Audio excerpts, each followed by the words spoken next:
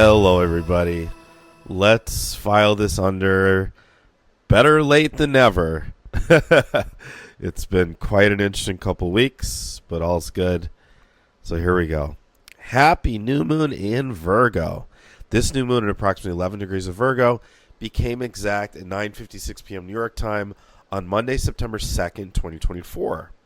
Virgo is an earth sign that is represented by the maiden. It is associated with Persephone in Greek mythology. Virgo is very much associated with the wheat crop, as the ancients thought that Virgo, the second largest constellation in the sky, appeared to be a woman with wings carrying a sheaf of wheat. In the northern hemisphere, the final third of summer, Virgo season, has historically been the time when the most crops are reaped. In order to reap crops, it requires discipline, planning, and pragmatism. These are the three qualities that the sign of Virgo models for the rest of the zodiac. Virgo means virgin in Latin. The sign of Virgo is also associated with purity and self-sufficiency. The Virgo glyph is an M with a tail that turns inward, representative of Virgo's ability to introspect and discern. It also may represent sexual shyness, as Scorpio, the most outwardly sexual of signs, has a glyph that is an M with a tail that is an outward-pointing arrow representing a phallus. Virgo is a mutable sign in Western astrology because it comes at the end of a season. In many parts of the northern U.S., Canada, and Europe, the deciduous leaves change colors, or at least start to, during Virgo season. Virgo is the ruler of the sixth house, the house of health. This house is the realm of health, daily routines, and repetitive tasks, including those that are involved in work and career. Virgo is ruled by Mercury, the planet of communication. If you happen to have your sun, moon, ascendant, or Mercury in Virgo, you're probably a good communicator. You probably have good speaking and or writing skills, are detailed and practical.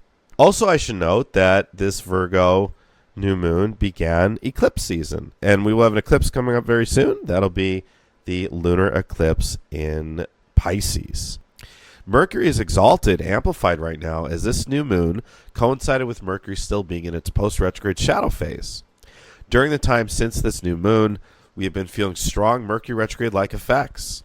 And now Mercury has re-entered into Virgo, making everyone super picky about everything, but also giving us a wonderful opportunity to refine how we communicate and to focus on integrating the teachings in the following sections.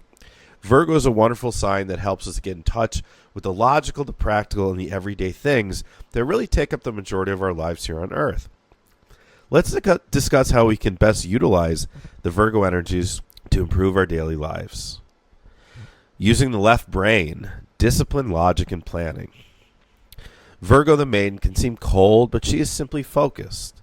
She is a model of discipline, pragmatism, and logical planning, all tenets of the left logical brain, or the yang energy, Y-A-N-G. Applying this divine masculine aspect to our lives can help us to experience greater success in life. With Mars in thinking and communication-oriented Gemini in the new moon chart, and it is ingress into Cancer now, it's a great time to integrate these divine masculine energies in a harmonious way.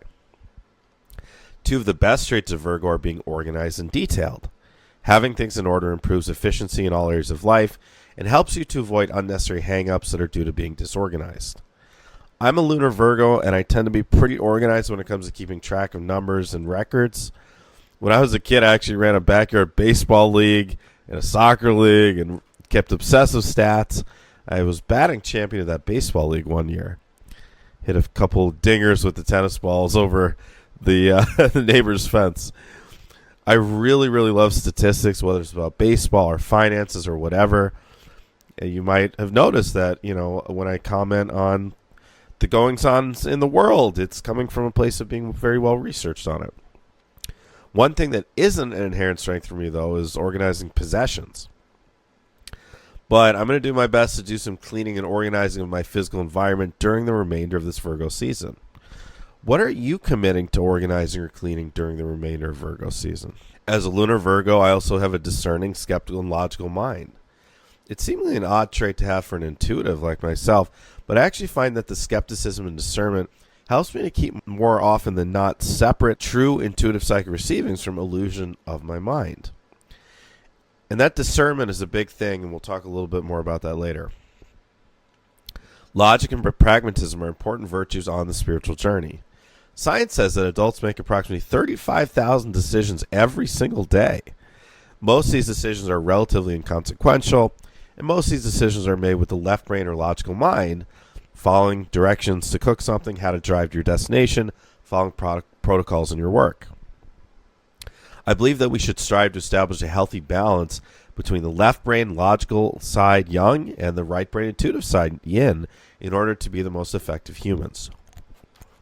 The planets are providing us the opportunity to find this balance right now.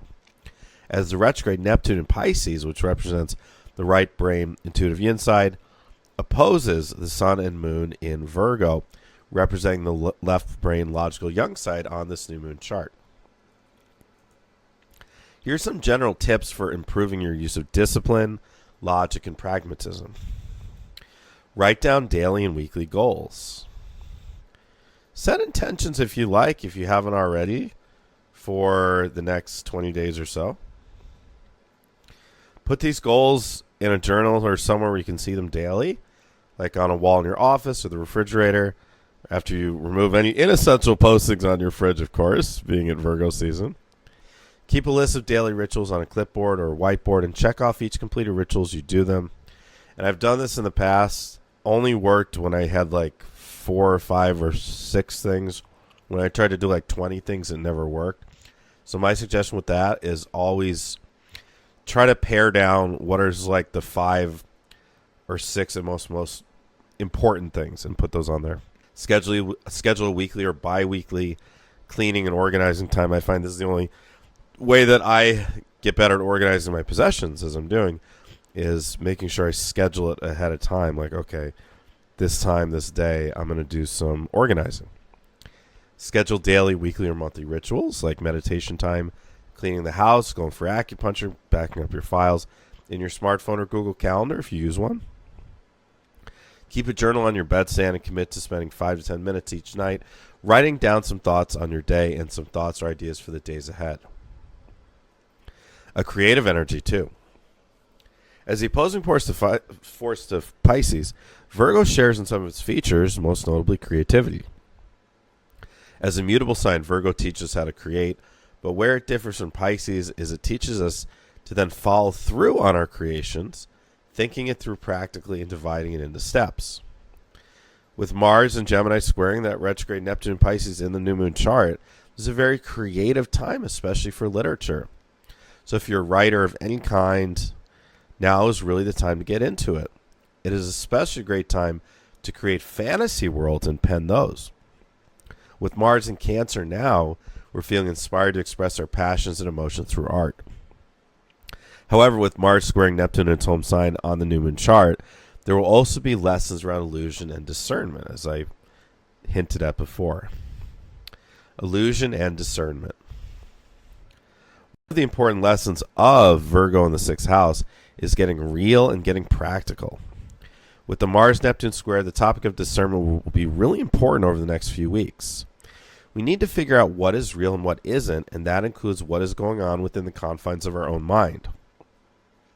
I'm sure you don't need me to remind you of this, but so much of the time what we believe to be the case about things in our lives and the outside world doesn't turn out to be reality. The types of fears, encounters, and arguments that we visualize and angst over in our heads never come about, and the things that we never could have anticipated end up hitting us right over the head. It's humbling to remember that there are always higher forces at play, and that as much as we try to plan Virgo style, no amount of planning will ever suffice to prepare us for the surprises that do actually come our way. Improving inner dialogue. As I've said, Virgo is concerned with communication, and it is ruled by Mercury, which is now also in Virgo. Thus far, we've discussed the themes of communication with others and rituals, but what about dialogue with yourself? One of the most important aspects of the awakening journey is the challenge of mastering your mental body. In order to master this lesson of the mind, it requires a great amount of discipline and practice. Someone with little control over the mind will be able to progress spiritually in many ways, but will simply not be as happy or as content as someone who's really learned to master their mind. When it comes to this topic, one of the most important things to understand is that thinking is not always the same mechanism. Sometimes you're actively thinking thoughts, for example, while you're logically trying to solve a problem, while other times thoughts are actually thinking you. The reason for this is something called T fields. T fields are clouds of energy that are located within your energy field and in spaces in homes and businesses or wherever people congregate. T fields can be passed from person to person, kind of like a virus. This is why if you have dinner with some pretty negative people, for example, you're probably going to start thinking negatively yourself. And if you have dinner with some really positive, upbeat people, your thoughts are going to become more positive. This is why your living environment really matters. If you live with negative people, you're going to be more likely to be haunted by negative thoughts because of these T fields. If you live in a building with a lot of dark energy, you likewise are going to be subject to more negative thoughts if you haven't sufficiently cleansed your living space spiritually. So whether you know it or not, most of the time thoughts are actually thinking you and not the other way around. The more that you cleanse your energy field and your space and do your spiritual work, you're able to let go of the subconscious patterns that were unconsciously imprinted on you by your parents or caregivers when you were between the ages of 0 and 7. As you shift these subconscious patterns into more supportive subconscious patterns, naturally the resonant T fields in your aura will shift to more positive T fields. If you're then able to surround yourself with positive people more of the time, you'll find your thoughts permanently shifting for the better. The other thing that is really important to remember when it comes to improving your inner dialogue is the breath. People who breathe shallowly most of the time tend to not have the most supportive inner dialogues, as when the breathing is shallow, the nervous system is stressed. A stressed nervous system will generally produce stressed thoughts. When you remember to breathe deeply as you're going about your day, you're likely to experience a levity in your thoughts. This is why I recommend doing a daily deep breathing practice. Meditation is such an incredibly helpful tool, not just for those on a conscious awakening journey, but for everyone. A very simple and I think beginner-friendly form of meditation is to simply sit quietly and focus on breathing deeply into your abdomen. As thoughts inevitably come up, rather than following the thoughts, imagine that they are simply clouds drifting by in the sky. Observe the thoughts when they come up, and when you catch yourself following the thoughts and beginning to think, like we're used to doing, remind yourself to bring your focus and attention back to the physical sensations of your breathing, the movement of your belly, and the feeling of the air going in and out of your nostrils. Try this for just 2 minutes at first, and you'll get better after just a week of practice. When you're ready, you can increase to 5 minutes, 10 minutes, or more. Many studies show that meditation is great for physical and mental health. Let's talk more about how Virgo season can help us to improve our well-being. Daily rituals to improve physical and mental health. The pragmatism and ritualism of Virgo also assists us in improving our physical and mental health and vitality. Use this remainder of Virgo season to implement new strategies to enhance your physical robustness and mental well-being.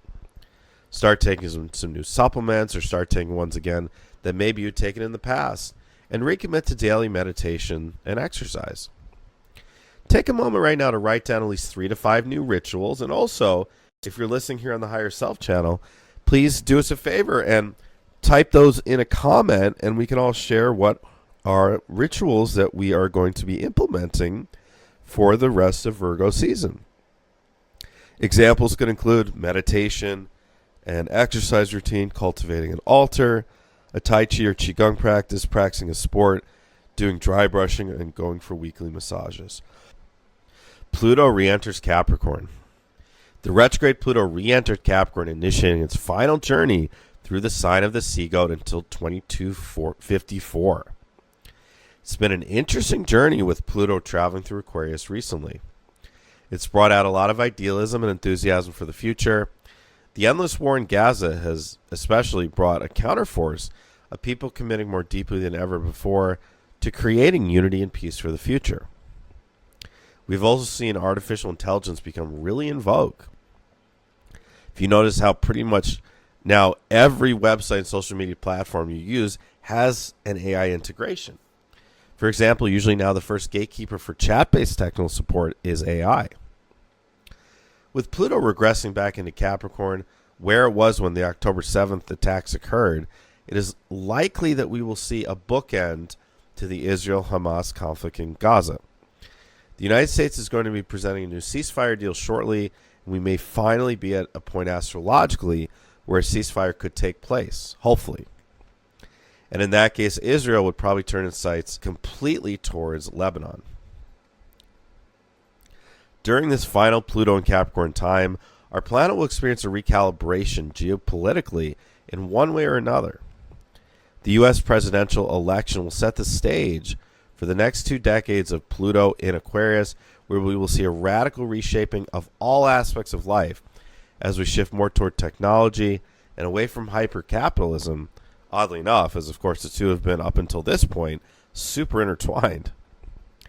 As Capricorn rules over economics and geopolitics, those will be the 2 main points of discourse in the time leading up to the upcoming election, as Pluto will again ingress into Aquarius on November 19th.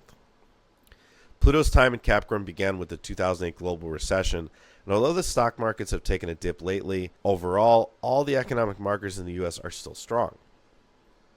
But the possibility is absolutely out there for some sort of black swan event to occur to crash the market sometime while Pluto's in Capricorn. And regardless of whether that takes place or not, hopefully not, of course, there's still a huge question mark as to whether 2025 will continue to be a soft landing as it has been, or whether there will be a recession. Astrologically speaking, a recession is more likely than not due to the bookend theory. Pluto and Capricorn began with a recession, and the theories will end with one. However, the question is, of course, when. And it may very well be well after Pluto enters into Aquarius for the final time. I have a feeling also that a new election may be surprisingly called in Canada before Pluto enters Aquarius in mid-November. Capricorn is the cardinal Earth sign, so it will bring focus strongly back to the Earth itself. However, how we will address pollution and climate change as communities and as a collective is a crucial question right now. Now is a great time to do what you can as an individual to recommit to recycling and taking care of the Earth in any way that you would like. We should celebrate this last foray of Pluto into Capricorn by getting out in nature as much as possible and experiencing love, joy, and connection with our beloved pets and animals in general. Wishing you a happy, healthy, and productive Virgo season. Happy belated new moon in Virgo. With love, this is Matthew John. Do me a favor before you leave, please hit that like button, hit the subscribe button if you haven't yet, and leave a comment if you haven't yet to help the algorithm. Thank you so much. And some exciting upcoming events. I have a workshop called Discover Your Starseed Origins. Going to do it live. Some of you may have seen that workshop on one platform or another. But I'm going to be doing it live in Louisville, Kentucky at Cave Valley Cava on Wednesday, September 25th from 7 to 9 p.m. with a Q&A to follow, and tickets are just $12 for pre-sale. Do me a favor, email me at youaredivinehuman@gmail.com. youaredivinehuman@gmail.com if you'd like your pre-sale ticket. So again, if you're in Louisville, Kentucky, Discover Your Star Origins in person at Cave Valley Cava, Wednesday, September 25th at 7 p.m. Tickets just $12, which is a really good deal because usually it's $33 in pretty much every other city. But my good friend owns Cave Valley Cava, and I want to do him a little bit of a favor. So if you're in Louisville, please come out. I am looking forward to my 2025 Peru retreat.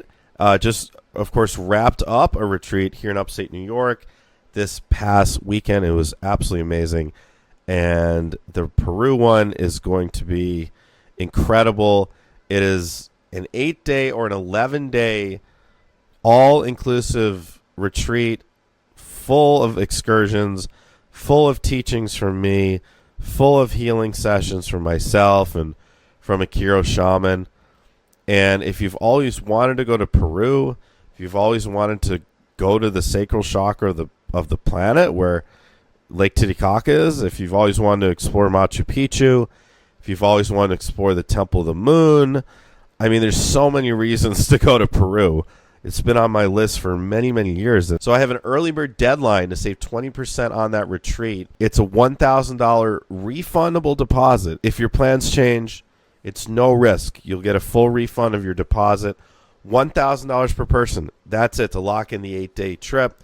If you want to do the 3-day extension to Lake Titicaca, it will be a $1,250 per person. And it's a great price for everything you get, including your food, your accommodations, all of the healing and activating sessions for me, the trans-channeling sessions with the ETs. Oh my God, did the Syrians share the most amazing piece of information at the Light on the Hill retreat on Saturday. It blew my mind. It blew everyone that was there's mind. I will talk about it on the upcoming Ascending as One call, the next one being October 6th. I'll talk about that in a moment. But the channeling sessions are just awesome. And if you haven't experienced one live, that's one of the great parts about coming on a retreat in person is you get to experience the channeling live. And yeah, the piece of information they shared is earth-shattering. It's if it got onto the news, like it for the people that would be able to receive it, it would be one of the most massive pieces of news in the history of humanity. It's that big, and I'm very grateful that I was the one that got to bring this through. And I would encourage you to join Ascending as One so you can hear what it is. Those of you that are on Ascending as One, make sure you remind me on that October 6th call to tell everyone. And it's possible they'll talk about it again in a future channeling, and it'll be one of the channelings that I post here on the Higher Self channel. So we'll see. It's quite possible they bring it up at some point again. I don't know. But be on Ascending as One in October if you can, and I'll talk about that. But the Peru retreat is May 24th through May 31st, 2025, and then the 3-day extension to Lake Titicaca if you want to do that. So you're going to get to do a welcome lunch with Quechua dancers on the first day, live music with your dinner every night, trance channeling with the ETs on the first night, every morning a wonderful breakfast, and then a beautiful Qigong session with one of my assistants, a group past life regression, a really scrumptious lunch, a guided tour of the Sacsayhuaman archaeological site on horseback, including the Temple of the Moon, dinner with live music, gallery-style mediumship with me, optional spa treatment at night. That's just day 2. Day 3, breakfast, a morning yoga session with one of my assistants, a group energy healing session, lunch, exploring a Pisac archaeological site, and a Nalpa church known for ancient energy. Dinner and live music, group stargazing, UFO watching at night. That's day 3. Day 4, breakfast, morning Qigong, visiting a Quechua village with a Quechua speaking guide, including traditional lunch, traditional weaving, traditional farming, and giving gifts to the kids. Dinner with live music, a group starseed discovery session at night, and then an optional spa treatment if you'd like at night as well. Day 5 is after breakfast a full day excursion to Machu Picchu, including a guide for us, a train ride, all of our meals. Day 6, after breakfast, we visit the famous Andahuaylilas Church, which is known as the Sistine Chapel of South America, and the UFO Museum. UFO Museum, I can't wait for that. After dinner with live music, stargazing, UFO watching. Day 7, after breakfast, morning yoga, discovering your deepest purpose, lunch, a session with both a Kiro shaman, who's going to do all sorts of cool things like tea leaf readings, I believe, and private readings with me as well from Peru. How cool is that?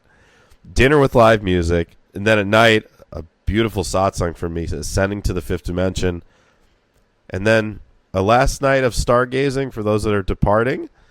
Day 8, after breakfast, stepping in your highest timeline, an excursion and a tour of Cusco City, and then departing for the airport. And then for those that are going on the extension, that begins on that day 8, and it includes a flight to Puno, hotel that night, full tour of Lake Titicaca on that day 9 by boat. Day 10, a full tour of the famous big door in the rocks, Aramamuru, and then a transfer to the airport so you can go home. It's going to be an excursion of a lifetime, an experience of a lifetime, and you'll make lifelong friends too. That was one of the best parts of the retreat this past week, was just people made friends with each other, and they're going to stay in touch. And it's that community piece. Age of Aquarius is so important. So coming on events like this, you'll cross paths with someone that could be your new best friend, could be your new business partner, could be your new romantic partner. You never know, because there's higher forces at play putting us all exactly where we need to be. And my events have absolutely in the past and will continue to be wonderful catalysts for so many things, including people crossing paths with whom they're supposed to cross paths with. So there's just so many reasons to come on this Peru retreat. If you've never been to Peru and you've always wanted to, feel into it if this is calling you. If you're interested, the link to the digital brochure for the 8 days is in the description box below. And if you're interested in either the 8 days or the 8 days plus the extension, email me, youaredivinehuman@gmail.com. That's youaredivinehuman@gmail.com. And let's set up a free consultation to go over all of the details and all the options. There's options for single and double rooms, etc. So email me, we'll set up a free consultation, and we'll see if it's right for you. And remember, as with all my retreats, the early bird special is a deposit, and it's completely no risk because it's fully refundable if your plans change. And as I mentioned, Ascending is One. Ascending is One is resuming in October. October 6th, Healing Your Masculine Father Wounds. October 13th, Refining Your Intuition. October 20th, Tarot 101. And a little bit different, the VIP call will be second in the month. It'll be Saturday, October 12th. It'll be Ancient Mysteries, speaking of Peru, plus Syrian Channeling. And again, as I mentioned, the Syrian Channeling was very, very exciting at Light on the Hill here in New York. And it'll be interesting to see what they have to say on the 12th. But regardless, I'll share that crucial piece of news about the Earth and what's going on politically as it relates to the rest of the galaxy. It's huge, huge, huge news. So I'll share that on the October 6th call and probably again on that October 12th call. With the Ascending is One, you can either join Tier 2 or VIP. Tier 2 gets you the 3 group calls. VIP gets you the 4 group calls, plus a private reading with me. So if you want a private reading with me in October or November, make sure you join VIP. And I have options for 1 month or 3 months for both Tier 2 and VIP. All the information is on my website. Go to my website, youaredivinehuman.org. That's youaredivinehuman.org. The link is in the pinned comment below. And click on Courses, Events, and Retreats. And Ascending is One is right at the top there. And then you can go down, scroll down a bit and see information on the Louisville Discover Your Star Origins show, and also the Peru retreat and all the other upcoming events as well, including the tarot course, including the spiritual life coaching certification course, and so much more. Please remember to be kind to yourself, to be kind to others, to be kind to animals, and be kind to the earth. With love, this is Matthew John.